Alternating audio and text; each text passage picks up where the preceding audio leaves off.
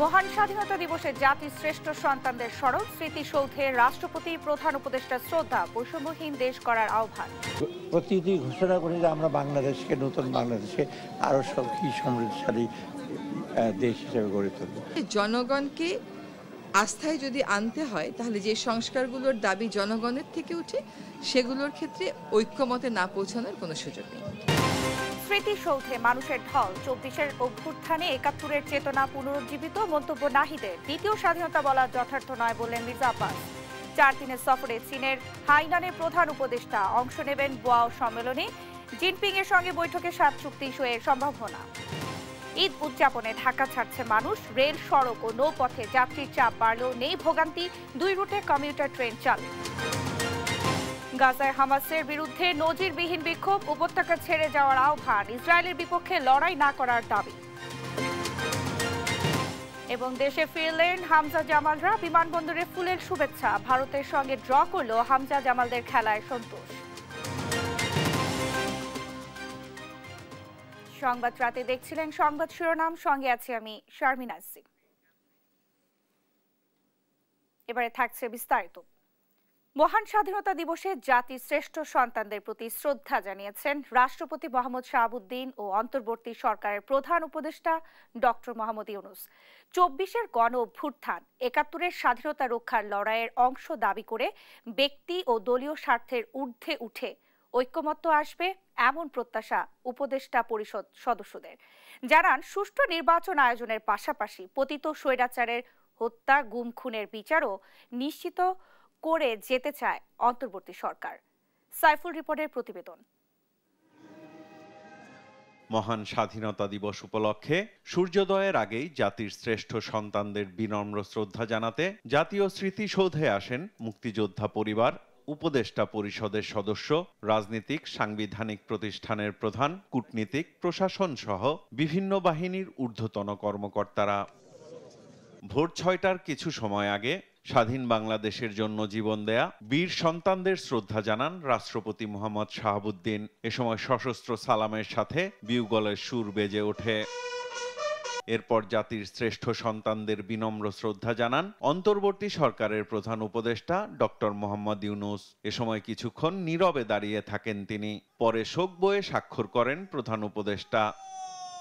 প্রধান উপদেষ্টার শ্রদ্ধা নিবেদন শেষে শহীদ বেদিতে শ্রদ্ধা জানান মুক্তিযোদ্ধা ও মুক্তিযোদ্ধা পরিবারের সদস্য, উপদেষ্টা পরিষদের সদস্য, প্রধান বিচারপতি, প্রধান নির্বাচন কমিশনার, আইনশৃঙ্খলা ও নিরাপত্তা বাহিনী, বাংলাদেশে অবস্থিত বিভিন্ন দেশ ও সংস্থার কূটনীতিকরা। শ্রদ্ধা নিবেদন শেষে সাংবাদিকদের সাথে কথা বলেন অন্তর্বর্তী সরকারের উপদেষ্টারা। আমরা বাংলাদেশকে নতুন বাংলাদেশে আরো সুখী সমৃদ্ধশালী দেশ হিসেবে গড়ে তুলব। নির্বাচনটা সুষ্ঠুভাবে করে দেওয়া, জনগণের প্রত্যাশা পূরণ করা।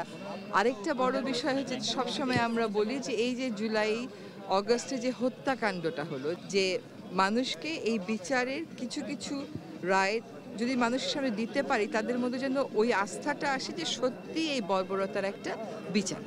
জনগণকে আস্থায় যদি আনতে হয় তাহলে যে সংস্কারগুলোর দাবি জনগণের থেকে উঠে সেগুলোর ক্ষেত্রে ঐক্যমতে না পৌঁছানোর কোনো সুযোগ নেই। আমরা একটা স্বাধীনতা অর্জন করেছি, একটা রক্তক্ষয়ী স্বাধীনতা, কিন্তু বিগত 16 বছরে ফ্যাসিবাদ এই স্বাধীনতার যে কনসেপ্ট সেটাকে নষ্ট করে দিয়ে গেছে। 71 অর্জিত স্বাধীনতাকে আমরা রক্ষা করার যেই কঠিন লড়াই, সেই লড়াইয়ের একটা অন্যতম ধাপ হচ্ছে 24। রাষ্ট্রপতি ও প্রধান উপদেষ্টার শ্রদ্ধা নিবেদনের পর জাতির শ্রেষ্ঠ সন্তানদের শ্রদ্ধা জানাতে সর্বসাধারণের জন্য উন্মুক্ত করে দেয়া হয় জাতীয় স্মৃতিসৌধ। সাম্য, ন্যায় বিচার, প্রতিটি নাগরিকের অধিকার বাস্তবায়নের যে স্বপ্ন স্বাধীনতার 54 বছরেও সম্ভব হয়নি, 24-এর গণ অভ্যুত্থান পরবর্তী সময়ে সব ষড়যন্ত্র ও সাম্রাজ্যবাদী অপচেষ্টা রুখে দিয়ে অসম্পূর্ণ স্বপ্ন পূরণে নতুন যাত্রা শুরু করেছে দেশ, এমনটি মনে করেন সাধারণ মানুষ। সাইফুল রিপন, দেশ টিভি, জাতীয় স্মৃতিসৌধ, সাভার। যারা 71 আর 24-কে মুখোমুখি অবস্থানে দাঁড় করাতে চায় তাদের উদ্দেশ্য সৎ নয় বলে মন্তব্য করেছেন জাতীয় নাগরিক পার্টির আহ্বায়ক নাহিদ ইসলাম। মহান স্বাধীনতা দিবসে জাতির বীর সন্তানদের প্রতি শ্রদ্ধা নিবেদনের পর এ কথা বলেন তিনি। স্মৃতিসৌধে শ্রদ্ধা জানিয়েছে জাতীয় পার্টি, নাগরিক ঐক্য, জাতীয় সমাজতান্ত্রিক দল, কমিউনিস্ট পার্টি সহ বিভিন্ন রাজনৈতিক দলের নেতাকর্মী ও বিভিন্ন শ্রেণী পেশার মানুষ। আরো জানাচ্ছেন শাহাদাত নিশাদ। 26শে মার্চ, নতুন ভোর, নতুন সূর্য। যে সূর্য 1971 সালে উদিত হয়েছিল বাঙালির আত্মমর্যাদার লড়াইয়ে। স্বাধীনতা সংগ্রামে সেসব মুক্তিযোদ্ধাদের স্মরণে সকাল থেকে সাভার জাতীয় স্মৃতিসৌধ মুখরিত হয় বিভিন্ন রাজনৈতিক, সামাজিক, সাংস্কৃতিক, শিক্ষা প্রতিষ্ঠান ও সর্বসাধারণের পদচারণায়। নতুন বাংলাদেশ আমরা আসলে নতুন করে সুন্দরভাবে গড়তে চাই। আমাদের আসলে চাওয়া পাওয়া যে বাংলাদেশের প্রতিটি প্রতিষ্ঠানে প্রতিবন্ধী অ্যাক্সেসেবল হোক সব জায়গায়। এই সময় স্বাধীনতা সংগ্রামের চাপা পড়া প্রকৃত ইতিহাস পুনরুদ্ধার হবে বলে আশাবাদ জানান শিক্ষাবিদরা। ন্যায্যতার প্রশ্নে যাতে একভূত হবার যে সম্ভাবনার দ্বার উন্মোচন হয়েছে, সবাইকে মিলে আমরা যেন সেই সম্ভাবনার পূর্ণ সদ্ব্যবহার করতে পারি। স্বাধীনতা সংগ্রামের ইতিহাসটা খণ্ডিত ইতিহাস হয়েছে। এক একটা গ্রুপ এক একভাবে এক একজন তাকে ব্যবহার করেছে, যার যেভাবে সুবিধা হয় সেভাবে। স্বাধীনতার পুরোপুরি ইতিহাস এখনো লেখা হয় নাই। আমাদের রাজনৈতিক দল এবং পেশাজীবী যারা রয়েছেন বা সংশ্লিষ্ট যারা রয়েছেন তারা দায়িত্বশীল আচরণ করবেন এবং ঐক্য বজায় রেখে মন্দির বিরুদ্ধে আমাদের যে প্রকৃত লক্ষ্য দেশটাকে প্রতিষ্ঠা করবার যে জায়গাটা সেটা নিশ্চিত করবে। শ্রদ্ধা জানাতে আসেন গণ অধিকার পরিষদ, জাতীয় পার্টি, নাগরিক ঐক্য, জাতীয় সমাজতান্ত্রিক দল, কমিউনিস্ট পার্টি সহ বিভিন্ন রাজনৈতিক দলের নেতাকর্মীরা। 71-এর ঘাতকদের বিচার সহ সরকারকে স্বইচ্ছায় দ্রুত নির্বাচন দেওয়ার দাবি তাদের। বিগত 54 বছরে এই যে মুক্তিযুদ্ধের অন্যতম স্বপ্ন, গণতন্ত্রের আকাঙ্ক্ষা এবং বৈষম্য মুক্তির আকাঙ্ক্ষা, এটা অর্জিত হয় নাই। 71-এর ঘাতকদের আমরা বিচার চাই। আজকে 26শে মার্চে আমরা শপথ গ্রহণ করব, বাংলাদেশ এবার গণতন্ত্রের পথে হাঁটবে। এদিকে 71 আর 24 আলাদা কিছু নয় বলে উল্লেখ করে জাতীয় নাগরিক পার্টির আহ্বায়ক নাহিদ ইসলাম বলেন, 24-এর গণঅভ্যুত্থানের মাধ্যমে 71-এর চেতনা পুনরুজ্জীবিত হয়েছে। 24-এর গণঅভ্যুত্থানের মধ্য দিয়ে 71-এর যে স্পিরিট সেটি পুনর্জীবিত হয়েছে। 71-এ আমরা যা চেয়েছিলাম সেটা 54 বছরে অর্জিত হতে পারে নাই বিধায় একটা ফ্যাসিজম 15 বছর ধরে বাংলাদেশে চেপে বসেছিল বিধায়ী আরেকটি গণঅভ্যুত্থানের কিন্তু প্রয়োজন হয়েছিল। এছাড়াও নতুন বাংলাদেশ বিনির্মাণে সব দলের ঐক্যের কথাও উঠে আসে শ্রদ্ধা জানাতে আসা রাজনৈতিক ব্যক্তিদের বক্তব্যে। এক সাগরের রক্তের বিনিময়ে বাংলার স্বাধীনতা আনলো যারা, স্বাধীনতা সংগ্রামের সে সকল মুক্তিযোদ্ধাদের আত্মত্যাগে অর্জিত এই স্বাধীন বাংলাদেশকে লালন করে নতুন এই বাংলাদেশ হবে বৈষম্যহীন সোনার বাংলা, অসাম্প্রদায়িক ও গণতান্ত্রিক, এমনটাই প্রত্যাশা এখানে শ্রদ্ধা জানাতে আসা সর্বসাধারণ ও রাজনৈতিক ব্যক্তিবর্গের। শাহাদাত নিশাদ, দেশ টিভি, সাভার। নির্বাচন না দিলে চলমান সংকট কাটবে না বলে মন্তব্য করেছেন বিএনপি মহাসচিব মির্জা ফখরুল ইসলাম আলমগীর। হতাশা প্রকাশ করেন প্রধান উপদেষ্টার ভাষণ দিয়ে। বলেন, নির্বাচনের কোনো সুস্পষ্ট রোডম্যাপ ভাষণে ছিল না। আর স্থায়ী কমিটির সদস্য মির্জা আব্বাস বলেছেন, দ্বিতীয় স্বাধীনতা বলতে কিছু নেই। বুধবার সকালে স্বাধীনতা দিবস উপলক্ষে আলাদা কর্মসূচিতে এইসব কথা বলেন তারা। নিয়াজ মোর্শেদের রিপোর্ট। স্বাধীনতা দিবস উপলক্ষে সাভার জাতীয় স্মৃতিসৌধে শ্রদ্ধা নিবেদন করে বিএনপি। শ্রদ্ধা নিবেদন শেষে বিএনপির স্থায়ী কমিটির সদস্য মির্জা আব্বাস বলেন, দ্বিতীয় স্বাধীনতা বলতে কিছু নেই। বলেন, যারা এসব কথা বলে তারা 26শে মার্চকে ছোট করতে চায়। অনেকে বলে দ্বিতীয় স্বাধীনতা, আসলে আজকে স্বাধীনতা দিবস প্রমাণ করবে দ্বিতীয় স্বাধীনতা বলে বাংলাদেশে কিছু নাই। যারা বলে তারা আজকে স্বাধীনতা দিবসকে একটু খাটো করতে চায়, অর্থাৎ 71-এর স্বাধীনতা তাদের কোনো ভূমিকা ছিল না।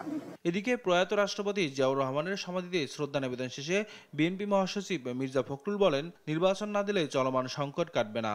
ডিসেম্বর থেকে জুন 6 মাস, সুতরাং এটা কোনো রোড ম্যাপ দেওয়া হয়নি।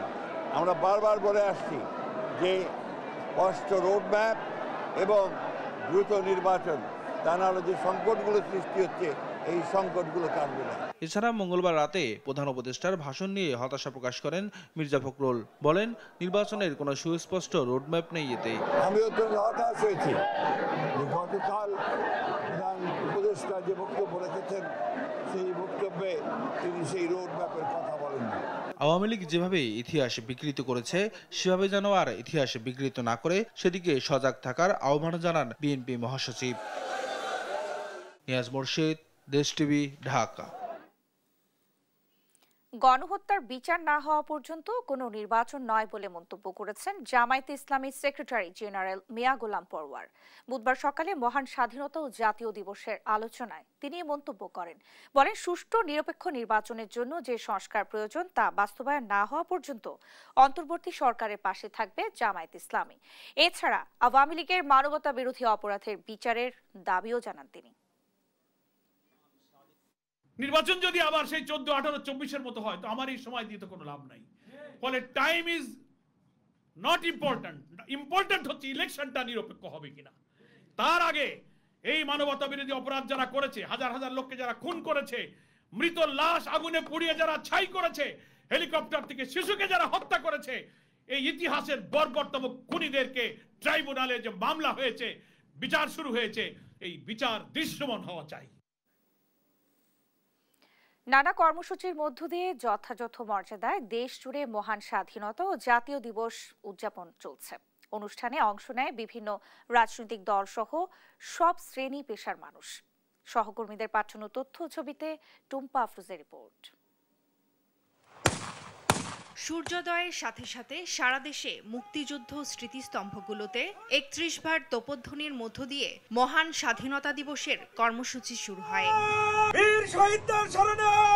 চট্টগ্রাম ফৌজদারহাট এলাকার ডিসি পার্কের পাশে নির্মিত মুক্তিযুদ্ধ স্মৃতিস্তম্ভে পুষ্পস্তবক অর্পণ করে বীর শহীদদের শ্রদ্ধা জানান চট্টগ্রাম বিভাগীয় কমিশনার, জেলা প্রশাসন, city corporation mayor, metropolitan police সহ বিভিন্ন রাজনৈতিক দলের নেতাকর্মীরা। প্রথম প্রহরে বরিশালে শহীদ মুক্তিযোদ্ধা স্মৃতিফলকে শ্রদ্ধা নিবেদনের পর আনুষ্ঠানিকভাবে নগরের বেলস পার্কে জাতীয় পতাকা উত্তোলন ও জাতীয় সঙ্গীত পরিবেশন করা হয়। রাঙামাটিতেও নানা কর্মসূচির মধ্য দিয়ে মহান স্বাধীনতা ও জাতীয় দিবস উদযাপন করা হয়েছে। তবে এখানে পাহাড়ি সংগঠনের জনসংহতি সমিতির কোনো নেতা উপস্থিত ছিলেন না। দিবসটি উপলক্ষে ভোরে কুষ্টিয়ার কালেক্টরেট চত্বরের কেন্দ্রীয় স্মৃতিস্তম্ভে পুষ্পস্তবক অর্পণ করেন জেলা প্রশাসক ও পুলিশ সুপার। আমরা অনেক রক্ত ঝরিয়েছি, কিন্তু আগামী দিনে এই সুন্দর বাংলাদেশের জন্য নতুন করে যেন কোনো রক্তপাত না হয়। যাদের রক্তের বিনিময়ে, যাদের আত্মত্যাগের বিনিময়ে আমরা যে স্বাধীন দেশটা পেয়েছি, আমরা সুন্দরভাবে স্বাধীনভাবে চলতে পারছি। ময়মনসিংহ নগরীর পাটগুদাম মুক্তিযুদ্ধ স্মৃতিসৌধে শ্রদ্ধা নিবেদন শেষে 24-এর প্রেরণায় বাংলাদেশকে বিশ্বের কাছে অনন্য উচ্চতায় দেখতে সবাইকে ঐক্যবদ্ধ হয়ে কাজ করার আহ্বান জানান বিভাগীয় কমিশনার। 54 বছর বয়স হয়ে গেল স্বাধীনতা। আমরা 1971 সালে স্বাধীনতা পেয়েছিলাম। অনেক চড়াই উতরাইয়ের পরে 2024 সালে জুলাই এবং আগস্টের মাধ্যমে আরেকবার আমরা স্বাধীনতা লাভ করেছি। স্বাধীনতা একটি জাতির একটি মহান দাবি, মহান স্বীকৃতি।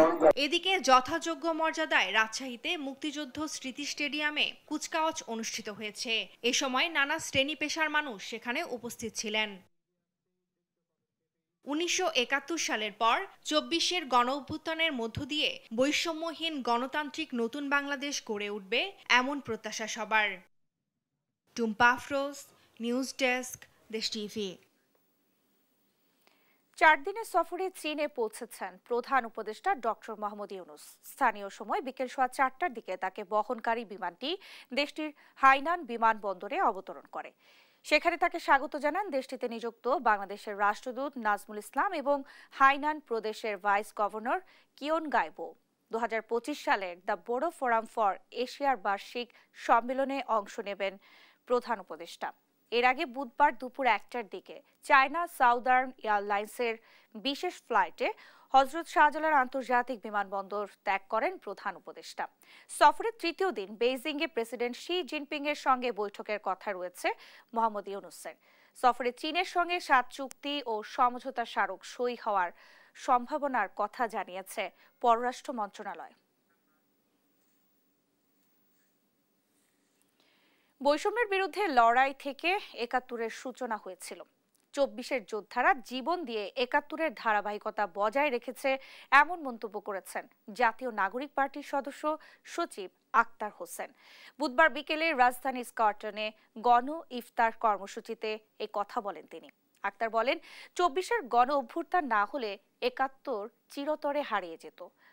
গণ অভ্যুত্থানে যোদ্ধারা আধিপত্যবাদের বিরুদ্ধে প্রতিবাদ জানিয়েছে। এ সময় নতুন রাষ্ট্র কাঠামোয় নতুন সংবিধান রচনা করে গণপরিষদ নির্বাচনের বিকল্প নেই বলেও মন্তব্য করেন তিনি।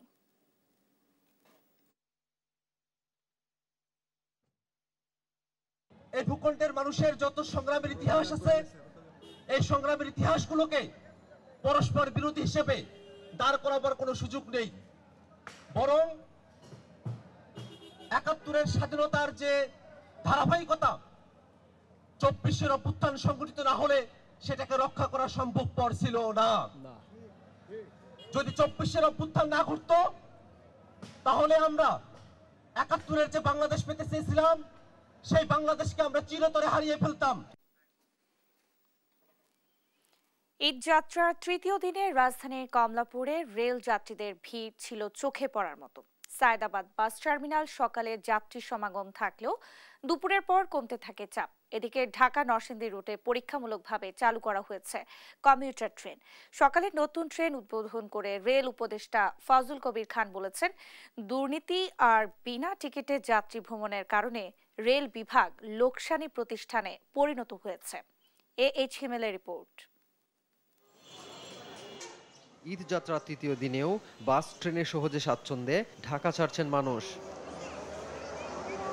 অনলাইনে টিকিট পেতে কষ্ট হলেও বাড়ি গিয়ে প্রিয়জনদের সঙ্গে ঈদ কাটাবেন বলে সব কষ্ট ভুলে উচ্ছ্বাস প্রকাশ করেন যাত্রীরা। আসলে ঈদযাত্রা বাড়ি যাচ্ছে, আমার খুবই আনন্দ লাগতেছে, কারণ আমি বিগত ৬ মাস ধরে আমি বাড়িতে যাইতে পারতেছি না। অনেক কাঠগড় পুরাই টিকিট পেতে হয়, টিকিট পাইছি, বাড়ি যাচ্ছি, ভালোই লাগতেছে। স্টেশন মাস্টার জানালেন, যাত্রীদের দুর্ভোগ কমাতে সব ধরনের প্রস্তুতি রয়েছে। 3টি স্তরে বসানো হয়েছে টিকিট চেকপোস্ট। যে টিকিট যার ভ্রমণ তার, বিনা টিকিটে যদি কোনো যাত্রী প্রবেশ না করতে পারে এই বিষয়ে জিরো টলারেন্স, এবং আমাদের যাদের একজন টিকিট হোল্ডার যাত্রী আমাদের কাছে অনেক সম্মানিত। ঈদযাত্রা আরও সহজ করতে ঢাকা নরসিংদী রুটে চালু করা হয়েছে কমিউটার ট্রেন। উদ্বোধনী অনুষ্ঠানে রেল উপদেষ্টা মোহাম্মদ ফজলুল কবির খান বলেন, চাহিদা অনুযায়ী টিকিটের ব্যবস্থা করা যাচ্ছে না। আসন সংখ্যা বাড়াতে না পারলে সংকট চলতেই থাকবে। আমরা যদি ট্রেনের সংখ্যা বাড়াতে না পারি, আমরা যদি ট্রেনের ফ্রিকোয়েন্সি বাড়াতে না পারি, তাহলে তো এই যে বললাম যে ৬ জনের মধ্যে একজন পাবেন। আপনি যে টিকিট পাচ্ছেন না, এটার মূল কারণ হচ্ছে এটা যে আমাদের ট্রেনের সংখ্যা কম, আসন সংখ্যা কম, সেই জন্য তো আমরা এইটা বাড়ানোর চেষ্টা করি। সায়দাবাদ বাস টার্মিনালে সকালে যাত্রীদের ভিড় থাকলেও বেলা বাড়ার সঙ্গে সঙ্গে কমেছে যাত্রী সমাগম। আমার কোচিং ছিল, এই জন্য আমি আগে যেতে পারিনি। আমার স্কুল অনেক আগেই বন্ধ দিয়ে দিয়েছে, আমার কোচিংয়ের জন্য আমার এখন যেতে হচ্ছে। আপনার গত 4 ঈদ ধরে আর কি যাওয়া হয় না, 4 ঈদ পরে যাওয়া অবশ্যই ভালো লাগতেছে। এদিকে এবারের ঈদযাত্রায় যাত্রীদের 832 কোটি 30 লাখ টাকা অতিরিক্ত ভাড়া গুনতে হবে বলে জানিয়েছে বাংলাদেশ যাত্রী কল্যাণ সমিতি। ঢাকা রিপোর্টার্স ইউনিটিতে ঈদযাত্রায় অতিরিক্ত ভাড়া আদায় নৈরাজ্য ও যাত্রী হয়রানি বন্ধের দাবিতে সংবাদ সম্মেলন করে সংগঠনটি। এবারের ঈদে সবচেয়ে বেশি যাত্রী নৌপথে পরিবহন হবে। যাত্রী প্রতি 200 টাকা বাড়তি ভাড়া আদায় হলে ঈদের আগে এইসব যাত্রীদের কাছ থেকে প্রায় 80 কোটি টাকা বাড়তি গুনতে হবে। পথে চাঁদাবাজি কমলেও অতিরিক্ত ভাড়া আদায় বন্ধ না হওয়ায় ক্ষোভ প্রকাশ করেন সংগঠনের নেতারা। AHML, দেশ টিভি, ঢাকা। শেষ সময়ে জমে উঠেছে রাজধানীর বাইরের ঈদ বাজার।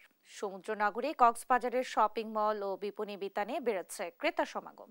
দিনাজপুরেও জমজমাট ঈদ বাজার, তবে অভিযোগ পোশাকের বাড়তি দাম আদায়ের। সহকর্মীদের তথ্য ছবিতে আপন রিপোর্ট। শেষ সময়ে জমে উঠেছে কক্সবাজারের ঈদ বাজার। ক্রেতা সমাগমে মুখর শপিং মল ও বিপণী বিতানগুলো। ইফতারের পর নিউ মার্কেট, আপন টাওয়ার, ফিরোজা শপিং কমপ্লেক্স, পৌর সুপারমার্কেট, ফজল মার্কেট সহ আশপাশের এলাকাগুলো হয়ে ওঠে সরগরম।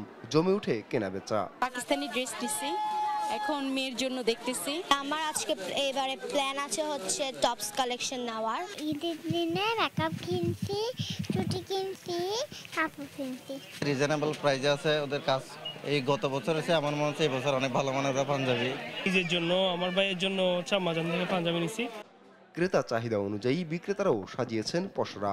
নিরাপত্তা নিশ্চিতে সতর্ক পুলিশ। ক্রেতাদের সাধ্যের মধ্যে তাদের প্রোডাক্টটা পেয়ে তারা নিজেরাই সন্তুষ্ট প্রকাশ করতেছে। আশাবাদী আমরা যে আমরা লাস্টের দিকে ইনশাল্লাহ ভালো একটা সেল জেনারেট করতে পারবো বা কাস্টমারকে খুশি করতে পারবো। টহল আমাদের ফুটপাতে পেট্রোল থেকে শুরু করে আমাদের এখানে 5 থেকে 6টি মোবাইল পেট্রোল ওখানে কাজ করবে রাতের বেলা বিশেষ করে।